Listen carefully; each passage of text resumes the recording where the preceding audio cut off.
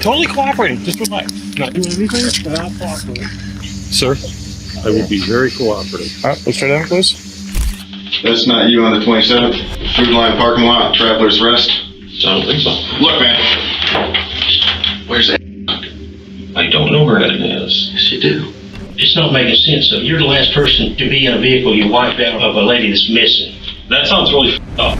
28 years ago, this man kidnapped a woman and was sentenced to 30 years in prison for it. 3 decades later, 80-year-old Edna Suttles is spotted picking him up in a parking lot. This would be the last time Edna was ever seen alive.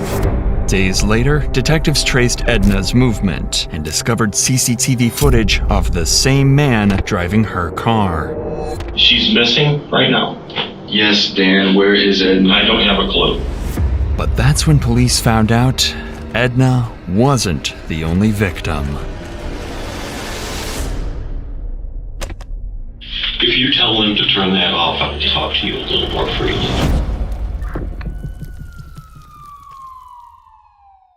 Sometime around 9 a.m. on August 27th, 80-year-old Edna leaves her home in Traveler's Rest to look after a friend. Hours later, 911 dispatchers receive a concerning call. Greenville County 911, what's your emergency? A sitter was supposed to show up to be with my mom today. Her name is Edna Suttles, and she didn't show up. This is not like her. She shows up like clockwork. So something's wrong. But this call was only the beginning of a long chain of mysteries. As officers arrived at Edna Suttles' home for a welfare check based on these reports, they received no response. There were no signs of a break-in, and Edna was nowhere to be seen. However, when police asked Edna's son, he pointed out that $50,000 worth of jewelry was missing from the home. More importantly, though, her car was missing too. If the cops could find that, they might be able to figure out where she had gone. This meant that finding Edna's vehicle would be the most instrumental step in this investigation, as it would give a clue about her last known whereabouts. Immediately, a hunt for Edna's car began, and 6 days later, it was found abandoned in the parking lot of a hotel in Traveler's Rest. This was odd, as Edna lived close by and didn't need to stay at a hotel. A check with the staff also revealed that no one under the name of Edna was staying there. So to get to the bottom of this mystery, the cops decided to try and trace back Edna's movement using CCTV cameras starting from her home.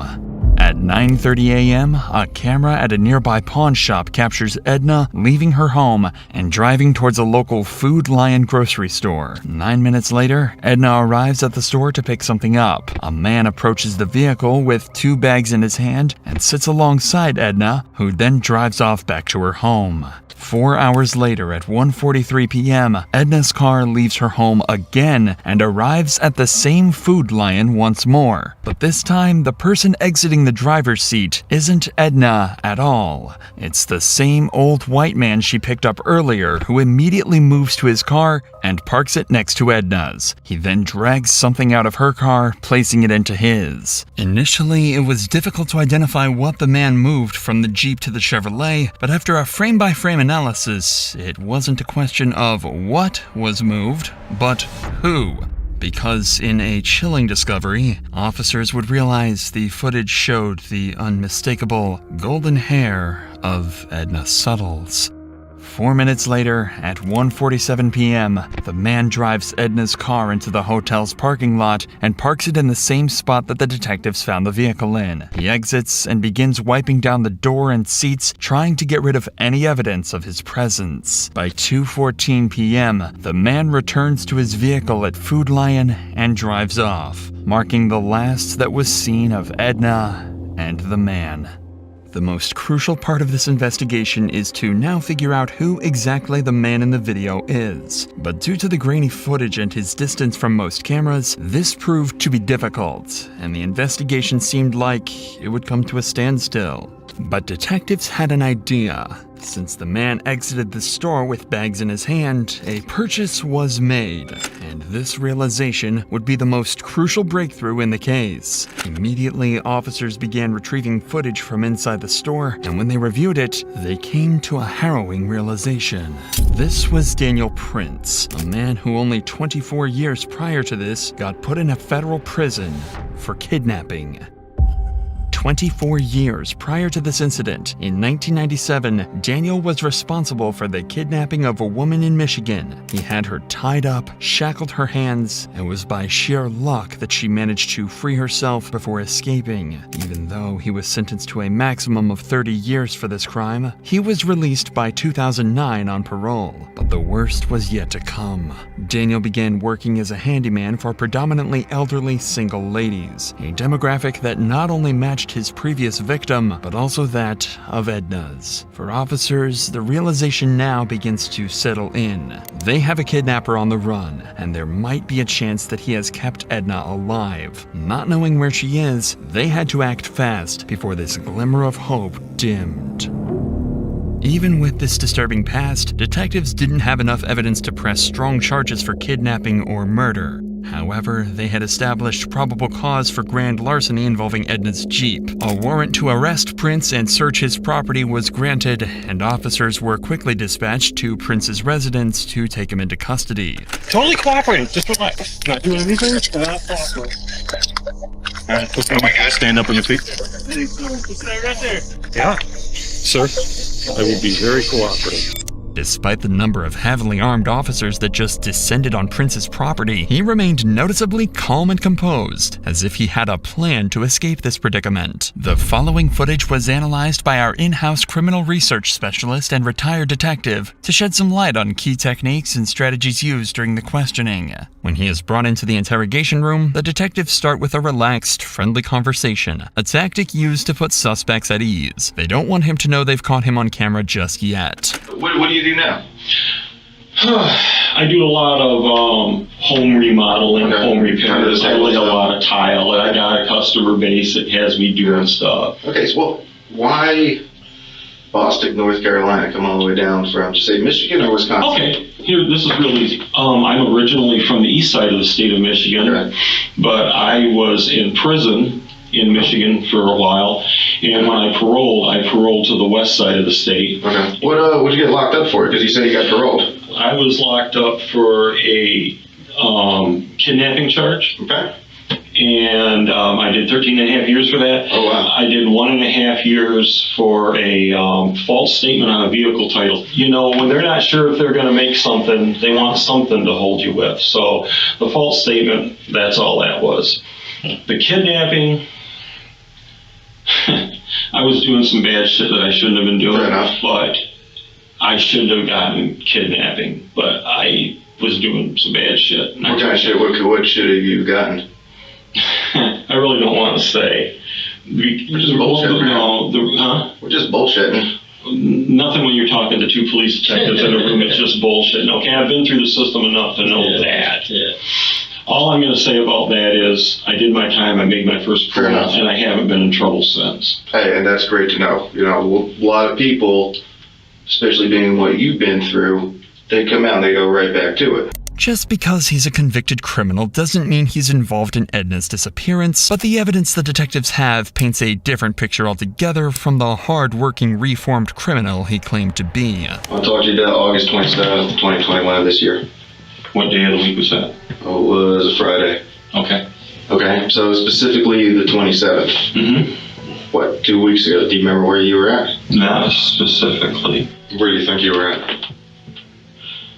I've been going all over the place. I've been back and forth to Charlotte. I've been down to South Carolina. Like, where's your jobs in South Carolina taking you? Actually, I was down to Traveler's Rest, but I don't know if it was Friday or Thursday. I know I'd been there earlier that week. But you don't remember which day specifically? No, it was either Thursday or Friday. What kind of job were you working on? I wasn't. You wasn't? I wasn't. This lady had talked to me several times. I'd been down to her house 2 or 3 times. We kind of got to be friends. This woman has so many damn problems, mostly her daughter. She would call me and have me come down there. Okay. She said she needed to have money at one point in time to help her daughter because her daughter was in jail. Then she needed money another time because she was hiring a private investigator because her son-in-law she talked to me all kinds of stuff about it. We got to be pretty good friends about stuff like Okay. How'd you meet her initially? that. Years ago, Okay. it was somebody giving me her name or number, or my name and number. Here, the detectives are analyzing his behavior and allowing Prince to dig a hole for himself that he's going to struggle to escape from. When they reveal they know the truth, he's going to try and deny his guilt, even when the evidence speaks for itself. What you're telling us is that's not you on the 27th? Food Line parking lot, Traveler's Rest? I don't think so.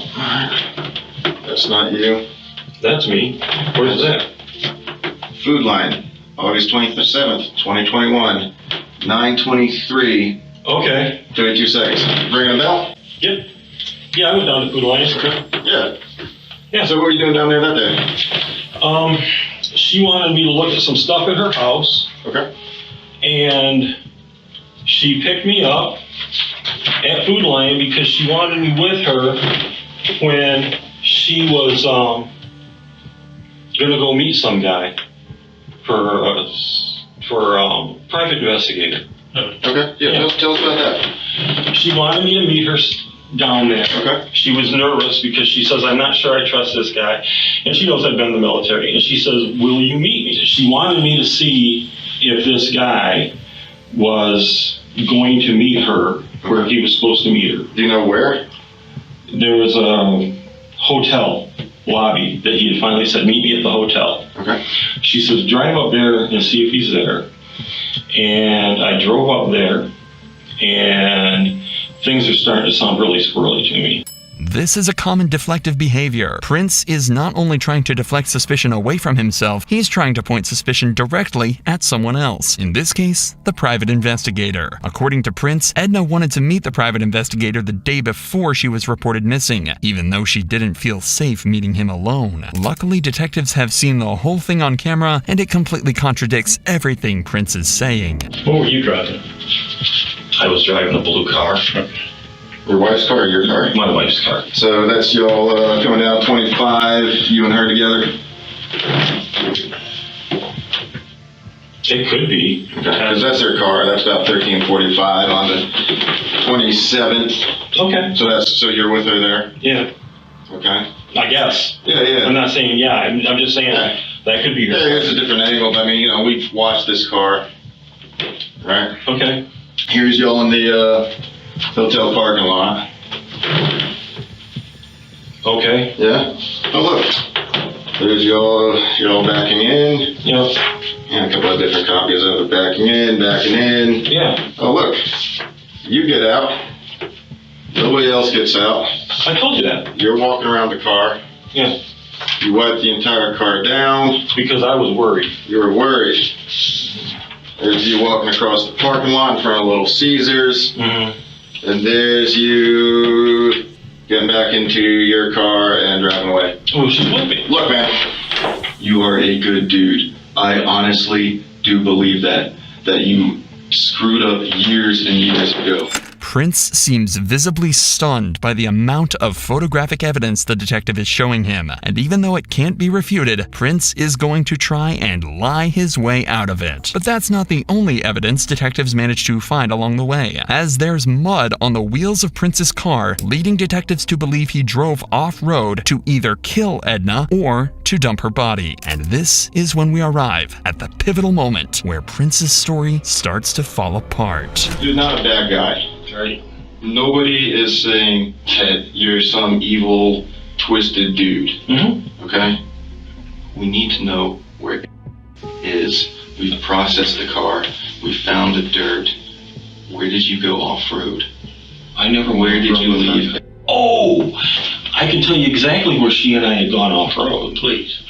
When we were going from 25 south, there was, off to the right, there was a truck with a trailer and another vehicle there that had a for sale sign on it. And it looked like an older truck. And I needed a work truck. And I went ahead and I pulled in and with her.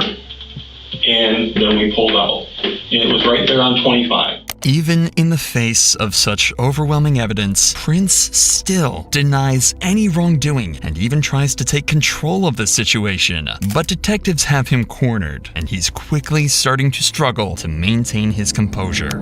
Where's right now? Her family is desperately looking for her. She's missing right now. Yes, Dan, where is Edna? I don't have a clue. I dropped her off at her house. Dan, please listen. You did not drop her off at her house. We have followed that car the entire day, up and down 25. There's a number of minutes that are unaccounted for that are not by her house. Which car? Mine or hers? Dan, stop playing games. You know what we're When I talking got, about. okay, I can help you here. Okay. You gotta give me a second. You gotta let me answer the questions when they're asked. When I dropped her vehicle off looking for the guy, she said she wanted me to take her and drive around in my vehicle. So I left her vehicle. I went down to Food Lion and she was in my vehicle with me. And I dropped her off at home. Dan, we watched the video. She is not. The car sits there. It sits there, man. No, not in her car. Never. My car. We I watched you dropped go her back off to with Food my Lion. car. You did not drop anyone off, man. I picked her back up. She sat in my car at Food Lion and I went back and got her. No, you did not. The detectives are beginning to apply more pressure on Prince, knowing everything he's telling them is a lie. But he continues to stay on the defense, even trying to brush off the fact that he might have destroyed potential evidence. I don't know where it is. Yes, you do. No, I don't. Dan. Let's go back to why you wiped the car down. What you said you were worried about what? The only thing I did was because I knew I'd been in and out of her car all the time with her. I'm like, there is no way in hell I'm going to just leave this thing here because she's got somebody that's after her. Prince tries to deflect suspicion again by suggesting Edna may have been in some kind of danger, but he doesn't realize just how prepared these detectives are. Who would be after her? That guy with the truck, she said she didn't trust him. The PI? Yeah, that's all she hired as a PI. His story's totally different. He's been doing work for her. I mean, on the son-in-law thing. We've interviewed. He had he didn't meet Thursday. So that's Right, that's why I said she hired another PI. I'm sure you're recording this. It's not making sense. You're the last person to be in a vehicle you wiped out of a lady that's missing.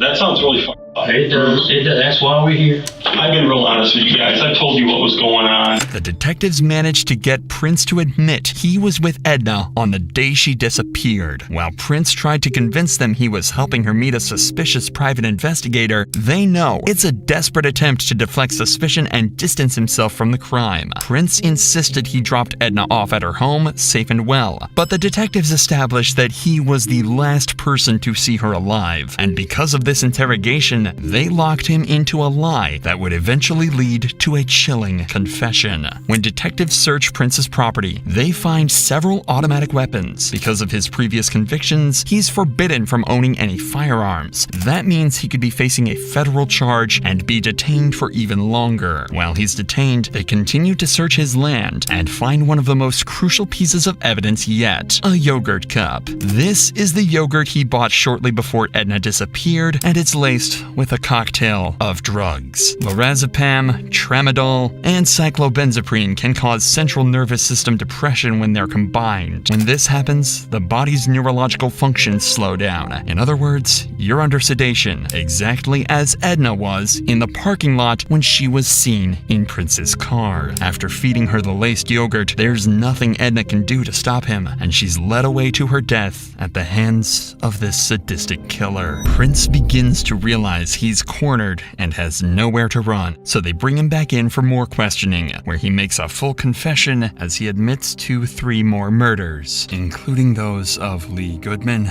Dolores Sellers, and her daughter, Nancy Rigo. The first victim was Dolores. Daniel had euthanized Dolores Sellers at the request of her daughter, Nancy Rigo. However, Nancy began to have second thoughts and wanted to contact the police, putting her directly in the crosshairs of Daniel Prince, a mentally disturbed serial killer. Nancy Rigo was now his second victim. Even worse is the fact that for several years, Daniel began receiving Nancy's social security checks because she had given him her power of attorney. Moreover, the search of Daniel's property would also reveal several of Nancy's documents. Since 2017, after her murder, Daniel pretended to be Nancy by sending her family emails and messages in an attempt to prevent them from thinking that she was dead. Daniel's third victim was Lee Goodman, who allegedly attempted to rob him, according to Daniel. Much like Nancy and Edna, her body was disposed of in some desolate area. And finally, Daniel's fourth and final victim was Edna Suttles, whose body would be found 1 year later on May 16, 2022, in a grave close to Daniel's home in Rutherford County. Although decomposed, officers were able to positively identify it as Edna and return the body to her loved ones. But even in the face of his crimes, he would never let go of his chance to leverage as much information as he could.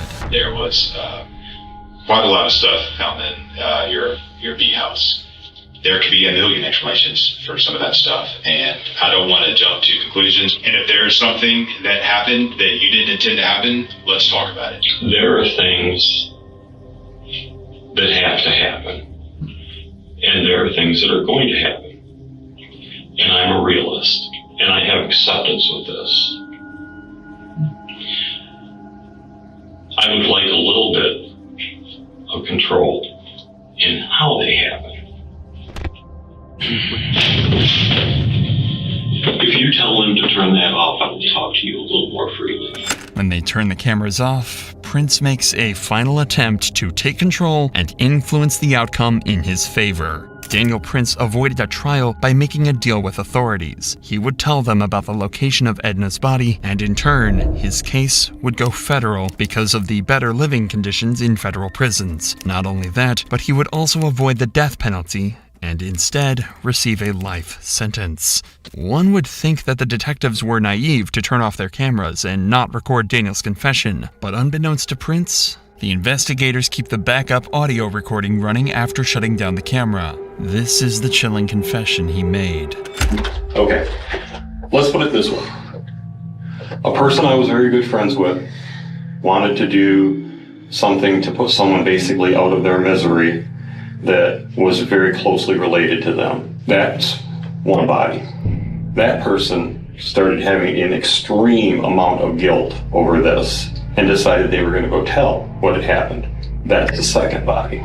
There's a third body that I did not kill, and I knew that they'd be getting Social Security disability for the rest of their life. So I got rid of said bodies, for example, so that I could continue to use the card. By any chance, while he's getting all this squared away, can you just help me get that closure for Edna's family? Not until I have this. I clam up like a clam if this doesn't go federal for everything.